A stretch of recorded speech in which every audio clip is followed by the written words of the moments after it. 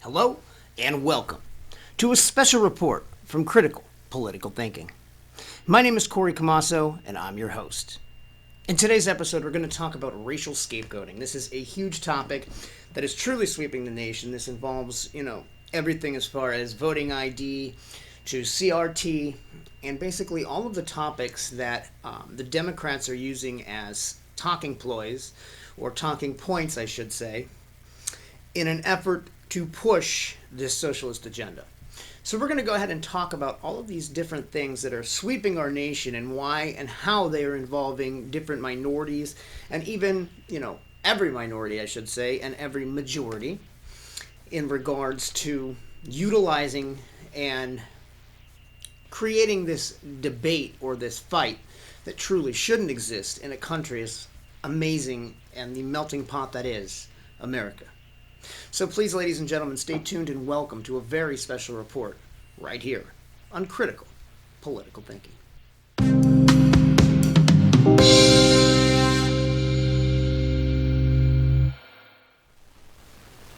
Hello and welcome to Critical Political Thinking.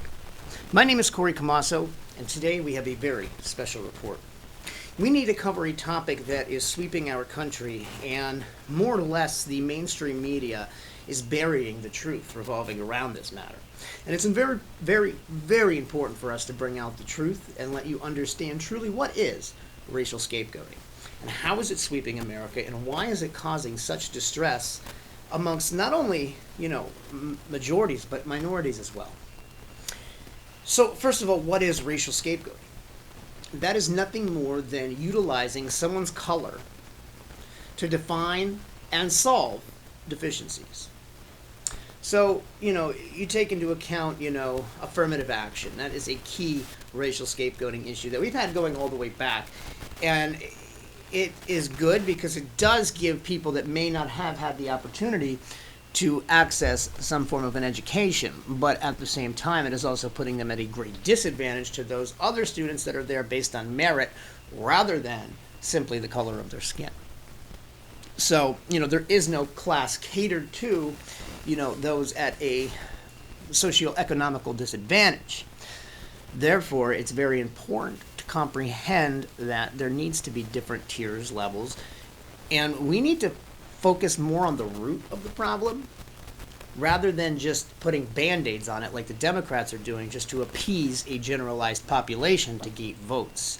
They don't care about, minorities at all. The Democrat Party is the party that hated minorities going back. I don't know how it is now. I'm not a Democrat, thank God. But what I'm getting at is they don't really care. They're concerned about having a centralized government. They're not concerned about seeing anyone succeed, not even whites, not even blacks, just their little net group. That's their concern. That's the Democrat Party. They want the rest of us to be busy worker bees, working at a socialist government and focusing more or less on basic tedious tasks that they don't want to complete. Whereas the Republican Party is the party of merit. It is the party of success, and it is the party of having the ability to achieve what your abilities dictate, not the color of your skin. And that is where, something like 54% of the New York specialized high schools, 54% of the new admittees are Asian. And that's setting off outrage. They're saying, Asians are at a high advantage. They're smarter, their intellectual levels high. Why is that? Does it have anything to do with the pigment in the color of their skin? No. Guess what it has to do with? Culture, discipline, and the ability to understand and comprehend in order to have a successful civilization, to have success in your own realm, is to do the best you can. And granted, some people are put at a great disadvantage. They're put in a world around them where they constantly have triggers and factors that bring them down. But That's what's so fantastic about America. Get on a bus and go somewhere and make something out of yourself. You have a talent. Find your talent and build on that. You can't be good at everything, but you can be good at what your intellect and your pattern and series of occurrences has led you to have. So focus on that. Keep that in mind and make sure that you understand that nothing but you can dictate where you end up in this great country. And for the Democrats to say anything different is, in fact, the racial scapegoating. And that is, in fact, what is segregating and tearing apart this great country. Because we are, in effect, going back to the days when people actually believed that because someone is black, they couldn't do something. We are past that. Martin Luther King did not fight and have a dream for us to go backwards. He would be rolling in his grave if he saw the way that B.L.M, this terrorist organization, has indoctrinated and forced and even approved of the Cuban terror going on. I mean, it's just awful. And what I'm explaining is, basically there's no benefit to society, not one benefit to society, to put people in a place simply because of the color of their skin, rather than based on their merit, where they can't succeed in the job and they're only setting themselves up to fail. But that's basically what they want. So, they're using this like they do every few years. Whenever an election comes around is when the Democrats seem to care about minorities or people of color. They pick a different race and they use it to solve temporary issues instead of, as we mentioned from the get-go, addressing the actual problem. The shitty cultures, and I shouldn't say shitty cultures, they should say shitty situations where specific cultures are at disadvantages. And where are these? Democratic cities. Oh my God, that's true. They're all in these major democratic cities. Why is that? Oh, I know, because they're the poorest run communities. They don't care about the people in their community. They don't care about the root problems. They care about, as I mentioned, putting band-aids on things just to get appeasal and votes. When has Maxine Waters done anything for her area? When has Alexandria Ocasio-Cortez actually done something for New York? Other than sit in her office and make her little stupid podcast that no one but morons watch. Morons and people with brains watch it, and the people with brains laugh their ass. We use it as comedy, not as actual informative sessions. They're a joke. She is a joke. And it's a shame that now she is actually looking to become a senator. How scary is that? How scary is that? And that's how stupid, I shouldn't say stupid, I should say indoctrinated the people of New York must be, that they truly believe that this woman who has done nothing to benefit their community, which is her job, mind you. Her job's not to sit in Washington. Her job is to sit in New York. Where is she? What has she done for the homeless people in her community? What has she done for taxes in her community? Oh, I know, nothing. Absolutely nothing. She's a mouthpiece. And now what do we have? We have, the Democratic Party utilizing this racial scapegoating, and they're realizing, well, wow, we can really gain some power with this, but people are starting to catch on. How do we catch them before they can? I know. Let's use the indoctrination facilities, also known as high schools, colleges, and grade schools, to push this new CRT, critical race theory. And they're basically teaching and reprogramming the youth of today. And whether our parents know this or not, they're banking on the fact that some parents just don't care enough to pay attention to what their children are finding out.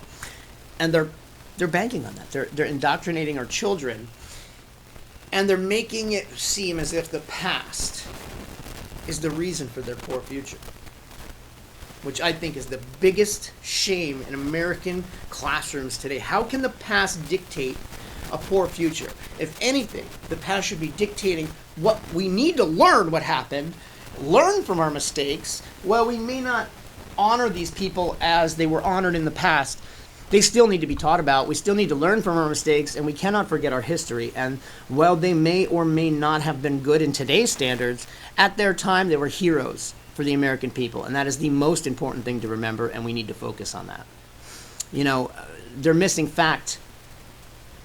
And they're missing the fact that capitalism is the reason that this country has made it where it is. And they're trying to flip the tables, hoping that they can garner the same power and dictatorial leadership that all these other countries are garnering, when in fact they realize that it's not going to benefit America. As a matter of fact, how are they doing this and how are they keeping themselves in power? By continuing this whole racial scapegoating and BS about voter ID is racist. How is that possible?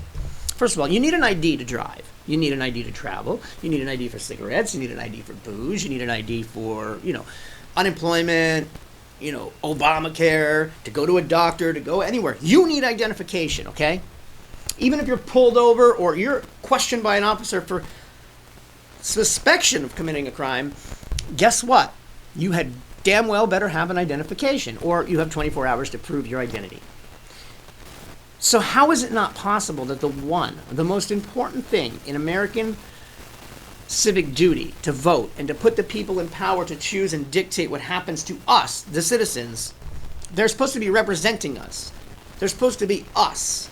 They're not supposed to be dictating to us. We're supposed to be dictating to them the job we want them to do, and that's where we are failing as American people, and that's why democracy is failing. We're allowing them to dictate and lie and manipulate and tell us something that we factually know to be incorrect. They're using this racial inequality to pass electoral security crisis laws, as I like to call them.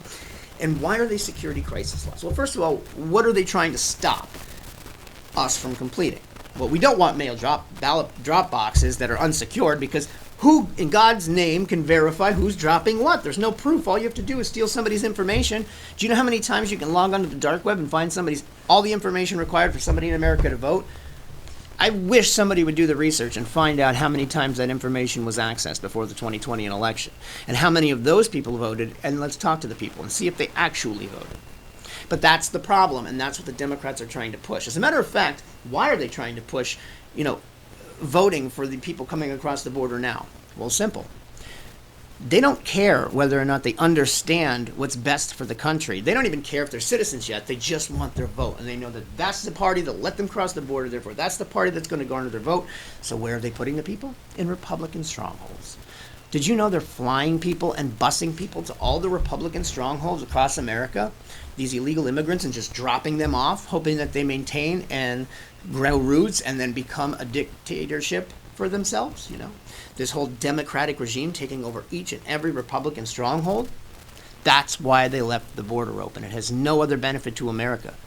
No benefit. The only benefit was to themselves and to garner votes. And it all falls under this fake ass umbrella of racial scapegoating. They are using you. They are using minorities. They are using whites to pit us against each other just long enough to garner enough power to destroy us. And we're letting it happen. What are you going to do about it, America? What are we going to do about it? We need you to comment below if you have some ideas and some suggestions on how we can work together to evolve as Americans, not as independent colors and cultures. We all have to have our independence, and we have to have what makes us us, but not at the cost of destroying our nation. Not at the cost of destroying everything we fought so hard for 200 plus years to build. So America, let's do this.